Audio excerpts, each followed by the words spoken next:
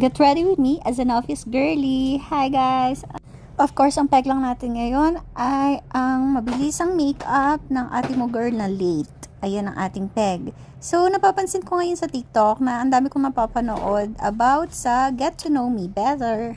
So, I'm Ella and I'm 23 years old. Char! Hindi ako 23, pero hulaan nyo na lang kung anong age ko. Pwede nyo i-comment sa baba. Nakakaloka, parang kahapon lang 23 ako. Ngayon, 24 na! Chas! So, yung gusto kong gawin dito sa mga contents ko ay gusto kong mag-makeup and mag-storytelling about sa mga nangyayari sa akin as an office girly, as a mom, and as a wife. So, very excited ako to share it with you guys, yung mga happenings ko everyday. Tsaka, chikadora naman talaga ako. So, minsan wala akong kachikahan, kaya sa inyo ko na lang isi-share yung mga happenings.